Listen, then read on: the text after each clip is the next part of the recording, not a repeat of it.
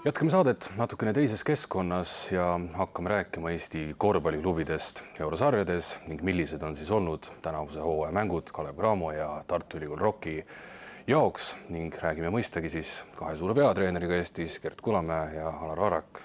Tere! Tere! Tervist! No alustuseks, tihti te omavahel üldse kas jutustate, helistate, räägite, et kuule, et räägime nüüd sellest eurosarja mängust, et mul läks nüüd nii, kuidas sul läks või palju te neid asju arutate omavahel? No ikka palju tuleb tunnistada, et niisama lõõbime ja arutame nagu vahest tõsist asja ka, et on mõnel raskem aeg, siis on kohe nädala-kahe pärast on juba teisel raskem aeg ja eks me ikka suhtleme palju, ma arvan. Ühist asja me siin ajame ja tuleb asju arutada ja mõelda, kuidas asju paremaks teha. Läheme siis tõsistemad teemade juurde. Kui ikkagi nagu suuresti määrab meie edu ja meie saatust eurosarjas see õhuke rahakott, mis meil paratamatult Eestis on?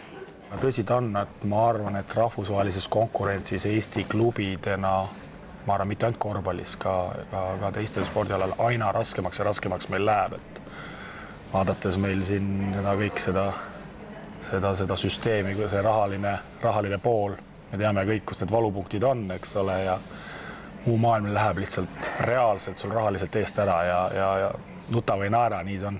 Mis sa Alar arvad, et ma ei tea, millise summa eest võiks üldse teha nendeks Eesti korvpalliklubi tulemust, et kui me praegu oleme seal umbes 1 miljoni juures võib-olla, siis milline oleks selline summa, millest saaks midagi teha Euroopas? No jälle oleneb, millise mätta ots vaatab, mis asi on tulemus, ja millises sarjas, et noh, ma usun, et ütleme Eurokapis Final Fouri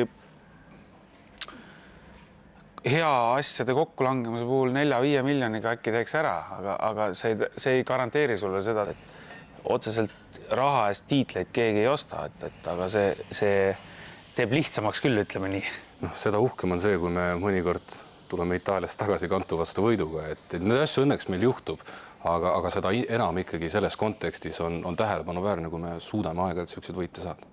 Ükskõik, kuidas sa vaatad Kalev Cramo tegemisi või Tartu Rocki tegemisi rahvusvahelises sarjas, siis mitte mingi asi ei ole see, mis nagu, et me oleksime kuskil nagu favoriidid, et noh, ei ole nii, et me oleme ikkagi need taganttulijad, kes püüavad nii-öelda üllatada ja teha suuremat elu nagu keeruliseks. Ja kui meil õnnestuvad naksata need võidupunktid, see on nagu hinges on väga magus tunne. Mina tundsin seda hetke siin mõned päevad tagasi, kui Kantus oli pingi taga meeskonna omanik, uus omanik, kes sisuliselt võiks osta kogu Eesti spordi ära. Ja siis minna peale mängu, panna käsi, et head asja teete mehed, siis oma võimalusi arvestades, vaata siis on see emotsionaalselt tähendab nagu väga-väga palju, eks, et see võib olla aga loomulikult sa tahad, et selliseid hetki on rohkem ja rohkem ja rohkem, aga noh, reaalselt olukorda hinnates, et muidugi on nükste rahakate klubide vastu on raske. Saab see meie edu siis paratamatult ikkagi olla ainult juhuslik? Tuleb jälle vaadata nagu ajalises kontekstis, et kui sul asjad klapivad ja asjad nagu lähevad sul ühte suunda, siis nagu eelmine aasta meil nagu VTB-s just, et need asjad sujusid ja meil oli see klapp nagu kuidagi tekkis, noh. Aga kui vaadata nagu pikka perioodi, siis nende võimaluste juures, nende välismängijatega käib kogu aeg üks inglise keeles gamble ja iga, noh, sa ju kasiinos lõputult ei võida kogu aeg. Ükskord sa võidad, teinekord sa kaotad. Aga mis te arvate, et on meie tingimustes ikkagi mingit moodi see võimalik, et me saaks öelda hooaja alguses ära, et kindlasti VTB-s me oleme play-off sats ja FIBA Europe Cupis me oleme kindlasti Final Fouri sats? Heade asjade kokkulangemisel meil on see võimalik, aga kindlasti mitte nii, et me selle, mis iganes meil siis kasutada on see raha, et me stabiilselt aastast aastasse kogu aeg VTB-s play-offi jõuame. Ma ei taha olla pessimist, ma pigem tahan olla optimist, aga see lihtsalt ei juhtu, see on reaalsus. Räägime mänguliselt ka natukene teie enda meelest mõlema klubi jaoks. Ütleme, mida te tunnete, millega te Euroopas saate hakkama, mis võib-olla lõikab mängudes hästi ja ütleme mingid siis mängunüansid, mida tunnete, milles me jääme vastastele selgelt alla? No see vana kombin, see lõikab alati kindla peale minek, et ükskõik kellegi ikka lolliks teeb. mõne korra iga nädal korjad selle ikka saad ikka mingi siukse. No mina ütleks nii palju, et ma olen Kalevi juures olnud abitreenerina ja nüüd siis viimasel peatreenerina, et ma olen kogu seda VTB protsessi näinud, et kui siin mingi 5 aastat tagasi, no ma toon näite 5, 6, vahet jälle 4, et me olime õnnelikud, kui see üks võit tuli ja kogu aeg meil oli nagu justkui nagu mingi alaväärsuskompleks, et issand, nad on nii suured ja tugevad ja nii. Aga nüüd näete, need samad mehed, eks, nüüd kui me kaotame, on juba pettumus. Ja pettumus on sellepärast, et tegelikult me oleme võimelised neid võitma. Jah, mitte küll igapäevaselt, aga me oleme võimelised.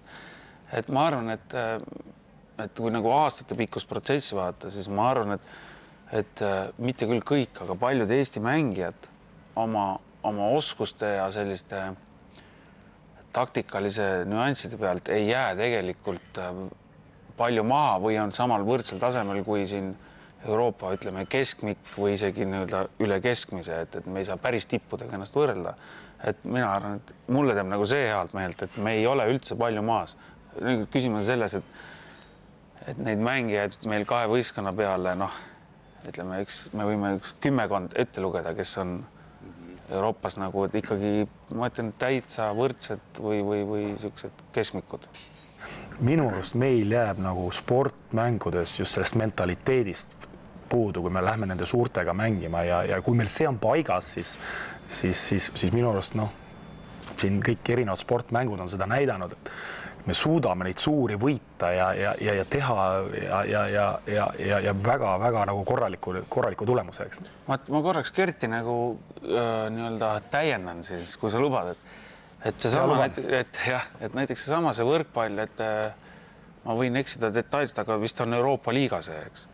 Seesama, et Kalev mängib VTB-s, et see ei juhtugi nagu üleöö, kui sa stabiilselt kogu aeg mängid, kui jalgpallikoondis kohtub mõne suurega paar korda aastas, et seda on vähe, et kui sa stabiilselt kogu aeg nendega mängid, siis sama see eneseusk ja kõik see nagu ka kasvab, nagu ma tõin selle näite, et 5 aastat tagasi oli täiesti normaalne, et me 30-ga VTB-s kaotasime. Tänasel päeval, kui me kaotame VTB-s, ma ei tea, 5 punktiga siis on kõik seda poolt, et Varrak tuleks juba lahti lasta. Siis on Varrak juba kingas. Seda niikuinii. Ja üks päev see juhtub kaheks. Aga jah, et ma toon lihtsalt näite, kuidas 2 mängu Astana vastu lihtsalt lõpus nagu vastane ei mängigi mitte mingit liikumist, vaid üks mängija võtab palli, hakkab ja ta viskab sisse. Mitte midagi, individuaalselt oskustab mitte ühtegi taktikalist nüanssi ega midagi. Aga need mängijad ongi nagu kõrgklassiga, nad saavad palju raha ja nende jaoks meil nagu reaalselt raha pole. Et see, et meie Eesti poisid või siis meie välismaalased on nendega ühel tasemel, nagu ma enne ütlesin, selle me suudame saavutada. Meil lihtsalt pole raha osta seda 1-2 väga-väga head mängijad, kes siis mingitel otsustavatel hetkedel lihtsalt individuaalsete oskustega viskab selle korvi või ta viskab mööda. Kui mõlemad võistkonnad teevad taktikalise poole väga hästi ära, siis päeval lõpuks tuleb see, kuidas see mängija võtab ja teeb 1-1 ja viskab selle palli lihtsalt enesekindlalt sisse ja ongi kõik, et siin see taktikal pool ei tulnud üldse mängugi.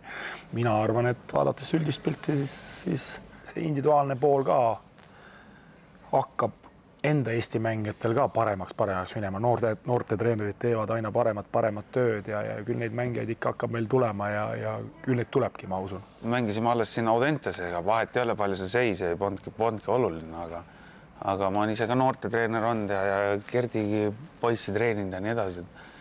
Minu arust meil on põhjust olla optimistlik, et neid ei tule küll busside kaupa, aga meil on tulemas väga häid talente, kellest meie treeneritena, mitte nüüd meie 2, aga me loodame, et neid tuksi ei keera, et meil on tulemas häid mängijaid. Jah.